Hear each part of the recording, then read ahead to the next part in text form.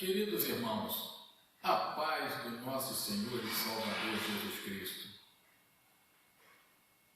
Hoje vamos continuar a meditar sobre o Sermão do Monte, onde Jesus Cristo começa a ensinar os seus discípulos e algumas pessoas que também estavam ali e ouviram os seus ensinamentos. Mas antes, vamos falar com o nosso Deus. Querido Deus, amado Pai, muito obrigado por este momento de estarmos aqui, Senhor, no púlpito da sua casa de oração, para meditarmos sobre um trecho da sua palavra. Te pedimos que nos ilumine, nos dê discernimento a todos nós, para que possamos entender o que tu queres que aprendamos hoje. Em nome de Jesus é que nós pedimos e agradecemos. Amém. Jesus, depois, está sentado e começando a ensinar os discípulos, ele começa a falar sobre os cidadãos do reino. Este reino que ele veio trazer, esse reino que ele veio divulgar, esse reino que ele veio inaugurar.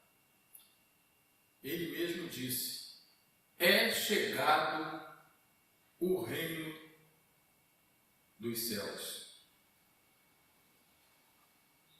Então ele começa a falar das características desses indivíduos que pertencem ao reino dos céus. Todo o indivíduo que pertence ao reino dos céus, ele tem essas características que Jesus vai falar nas suas vidas, e tem essas características nas suas vidas. Ou seja, eles estão sendo transformados dia a dia para esse cidadão, para que eles tenham o molde dos cidadãos do reino. Já há alguns domingos, nós meditamos sobre os humildes, os mansos de coração. Hoje, nós meditaremos sobre os que choram, que está em Mateus, em continuação, Mateus 5, versículo 4. E assim diz a palavra do Senhor. E assim diz o que Jesus ensinou. Bem-aventurado os que choram, porque serão consolados. Parece uma coisa meio que óbvia, Porque, de uma maneira geral, salvo algumas pequenas exceções, quando você está chorando, sempre tem alguém perto de você que vai te consolar, seja porque teve uma perda grande, seja porque você está sofrendo por algum tipo de doença, alguma coisa, sempre tem alguém. Mas então por que Jesus falou: bem-aventurados que choram, porque serão consolados? Não é esse consolo que Jesus está se referindo. Nós estudamos sobre os humildes. E os humildes, os mansos de espírito, eles entendem que sozinho ele não pode produzir nada. Acompanhe esse raciocínio. E por causa disso, ele fica com uma grande angústia no seu coração. Porque ele não pode produzir a sua própria salvação. As suas escolhas estão contaminadas pelo pecado. O manso e humilde de coração, ele entende que não poderia conhecer a Deus se o próprio Deus não tivesse se revelado a ele. Ele entende também que não teria alegria se o próprio Deus não lhe desse alegria.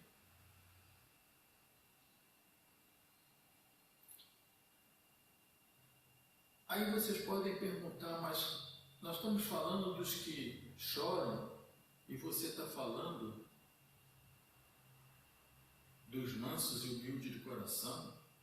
Porque esse manso e humilde de coração, que entende todas essas coisas, é ele que vai chorar.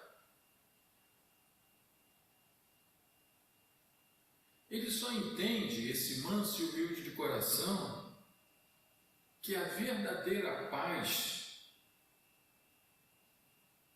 ela está ligada ao Deus Todo-Poderoso.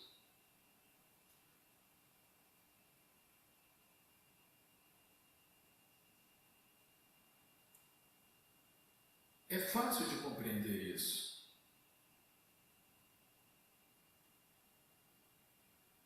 Ele entende também que não existe mansidão no coração do homem, porque o homem só deseja a guerra. O manso e humilde de coração entende que nós, como escravos do pecado, não conseguimos dominar as nossas vontades.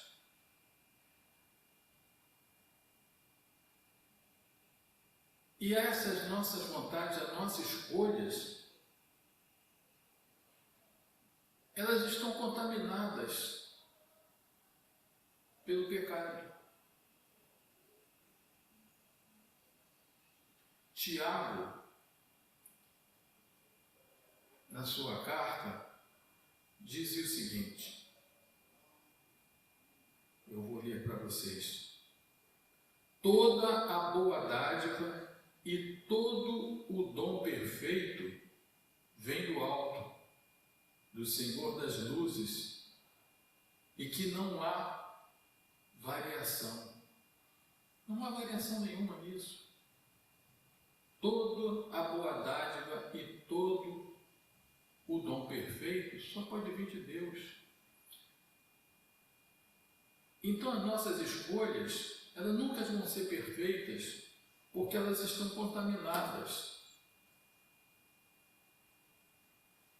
O humilde, ele entende isso e ele compreende. E essa compreensão, esse entendimento de todas essas coisas que ele não consegue fazer, a não ser com o auxílio de Deus, isso causa uma dor, uma angústia muito grande no humilde de coração. Na sua própria vida. E essa angústia,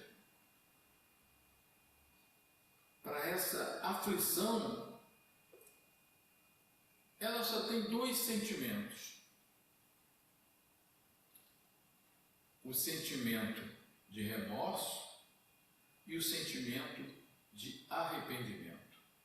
Então, meus irmãos, quando você é humilde e manso de coração e você compreende todas essas coisas que não dependem de você, e você entende que não dependendo de você, não depende de toda a humanidade, cada um de per si não consegue fazer nada dessas coisas, não consegue fazer sequer uma, até as suas escolhas são corrompidas. E isso para o humilde e manso de coração, manso de espírito, isso causa uma agonia, uma dor muito grande. E essa dor provém de dois motivos, dois sentimentos.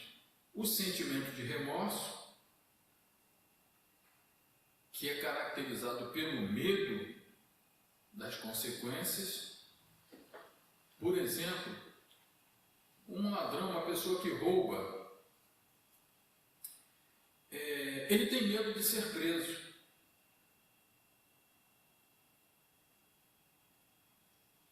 O pecador, que na hora de pecar, ele está tranquilo, mas ele tem medo de ser punido por causa do pecado. Aí é o grande problema. O pecador, quando ele é pego em pecado, ele chora amargamente. O ladrão, várias vezes eu já vi ele chorando porque vai para a prisão. Chora amargamente, tanto o ladrão quanto o pecador, quando ele se vê descoberto e ele sabe das consequências, ele chora, mas chora muito mesmo. Só que esse choro não provoca um arrependimento, não provoca a vontade de mudar de vida, não provoca o sentimento de que estava fazendo uma coisa errada. Ele sabe que é errado, mas passa batido pela consciência.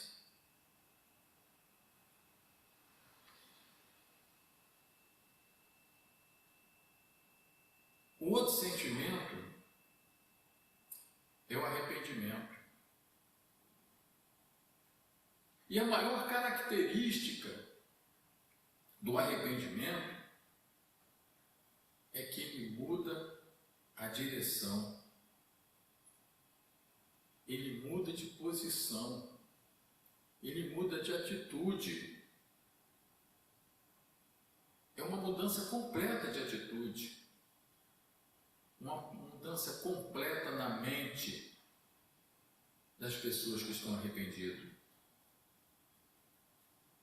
E esse arrependimento, por ter feito ou não ter feito alguma coisa, isso causa uma dor profunda na alma. Quando você, que é manso e humilde de coração, e vê todas essas coisas acontecendo, você sente uma dor muito grande na alma. E essa dor, ela se transforma em choro. É um choro por arrependimento. É um choro porque viu tamanha misericórdia de Deus com relação a você, que errou, mas está arrependido, que você não pode perceber todas essas coisas que nós falamos, que ele não pode, que ele não consegue, que ele não, sem a ajuda de Deus, e ele sente-se arrependido por não poder fazer essas coisas. Esse arrependimento provoca esse choro, porque ele sabe da misericórdia de Deus, porque apesar dele não poder fazer nada disso, Deus está fazendo por ele, Deus tem misericórdia dele, Deus lhe dá todas as coisas que ele precisa.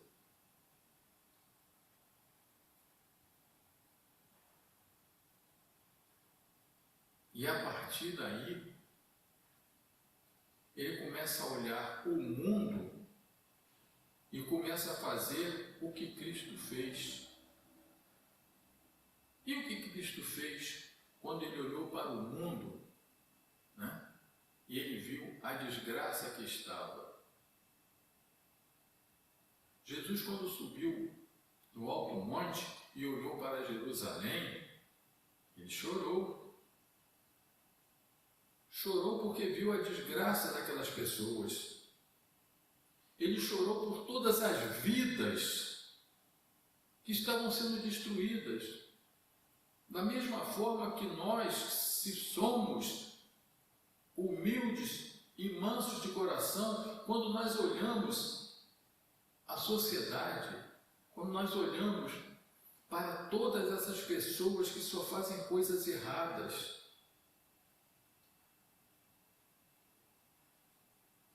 e nós sabemos que nós não podemos fazer nada por nós sozinhos, isso nos dá uma agonia.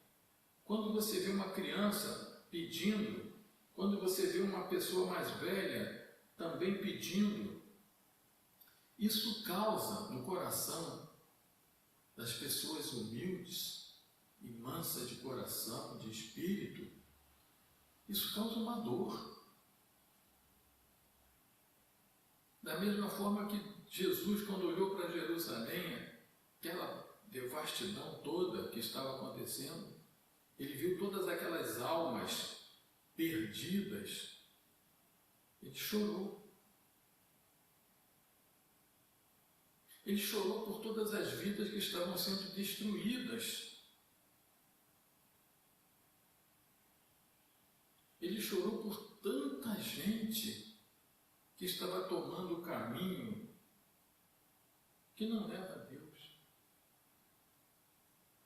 Nós também precisamos chorar como Cristo. Chorar porque muitos indivíduos, inclusive amigos e parentes nossos, estão no caminho de direção ao inferno. Nós presenciamos isso a todo momento. A gente vê pessoas que nós amamos que não estão nem aí para Deus. Estão muito mais preocupadas em resolver seus problemas sozinhos, como nós falamos na primeira bem-aventurança. Se acham autossuficientes.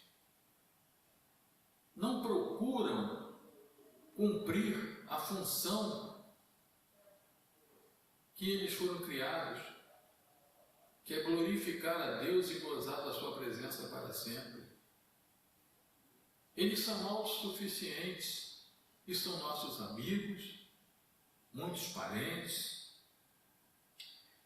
E esse caminho que eles estão tomando é caminho direto para o inferno.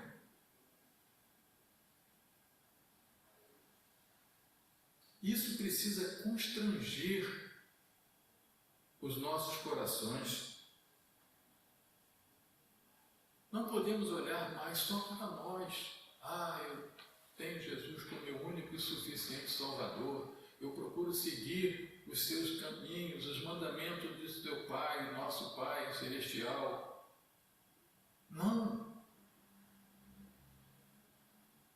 Nós entendemos que o homem foi feito à imagem e semelhança de Deus. E todos os homens têm o mesmo valor.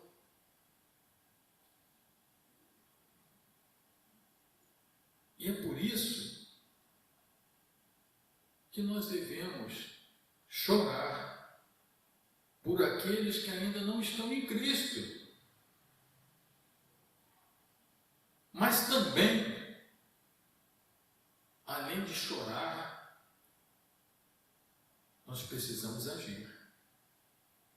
Não basta você ter esse sentimento de dor, de arrependimento por não poder fazer nada, por ser omisso, não porque você não queira fazer, mas porque você não tem condições, a não ser que Deus lhe dê essa condição. Não basta só chorar. Esse choro tem uma consequência. Esse choro nos impulsiona a agir, sabendo que quando nós agimos o poder do Espírito Santo, por este poder do Espírito Santo, nós seremos consolados. Ele está nos consolando do nosso choro, do nosso arrependimento,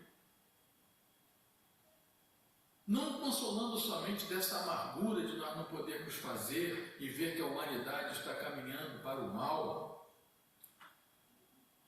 não somente pelos nossos pecados passados, anteriores, mas consolados porque temos agora como agir. A partir do momento dessa consolação do Espírito Santo, nós temos como agir. Nós temos como gritar, pregar a esses pecadores que estão presos,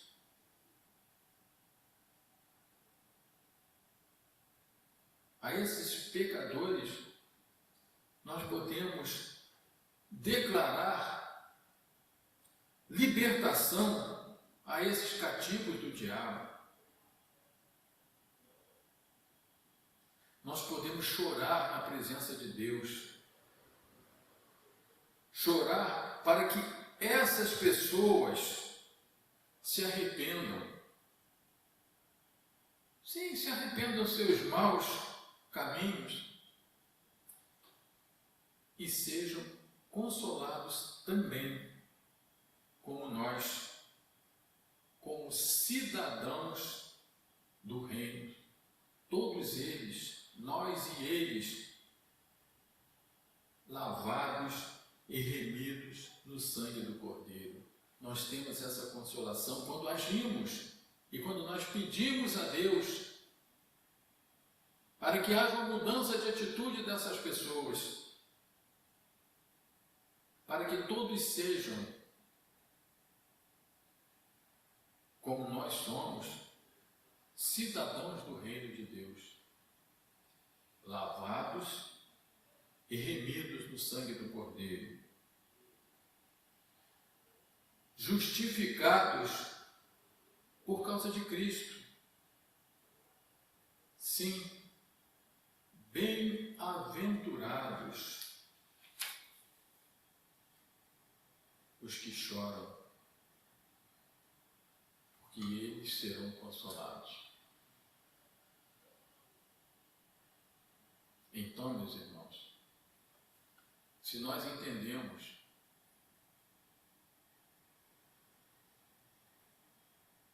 que existe uma massa muito grande de pessoas que estão trilhando caminhos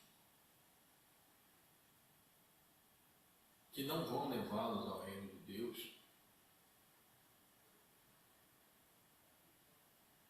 e se nós não ficamos constrangidos com isso, e se nós não choramos por isso, e se nós não agimos por isso, uma vez que nós somos consolados pelo Espírito Santo, e isso nos dá a autoridade de declarar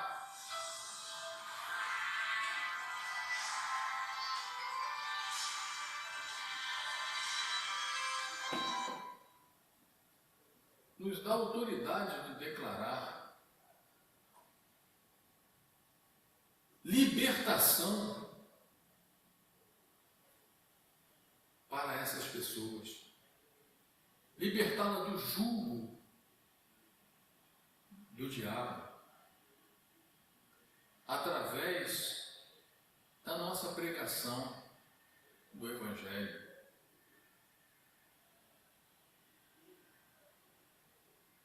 Nós temos que ter esse constrangimento interno que nos impulsa a falar de Jesus.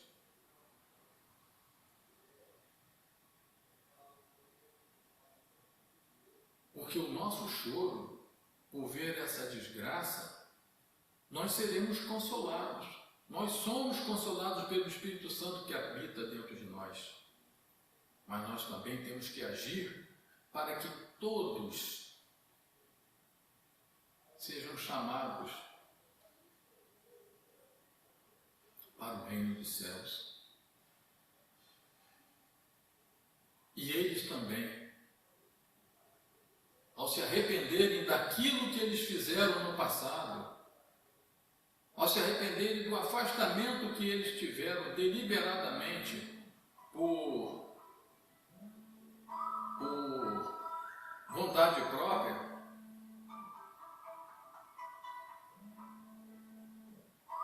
esse afastamento, este arrependimento do afastamento vai fazer com que eles também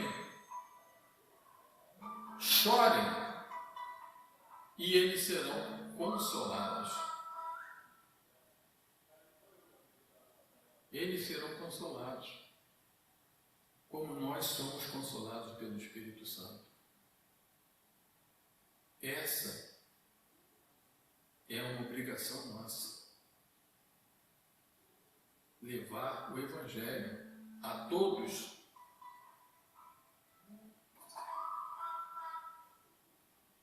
Aqueles que não conhecem Jesus. Para promover o arrependimento, para que, ao se arrepender, eles chorem por reconhecer que são incapazes de conseguir qualquer coisa a não ser pela vontade do nosso Deus. E aí, eles chorando, nós poderemos aplicar este ensinamento de Jesus. Bem-aventurados os que choram, porque serão consolados. Que Deus nos abençoe.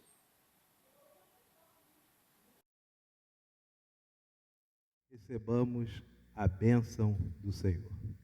E que a graça do nosso Senhor e do nosso Salvador, o Senhor Jesus Cristo, e que o amor de Deus, o nosso Pai, e que a comunhão, que as consolações, que a alegria e que a paz que vem do Espírito Santo do Senhor, o Espírito da verdade, repouse sobre você, meu irmão e minha irmã, sobre a sua casa, sobre toda a sua família, sobre toda a nossa igreja, aonde você estiver, e sobre todo o povo de Deus, desde agora e para todo sempre.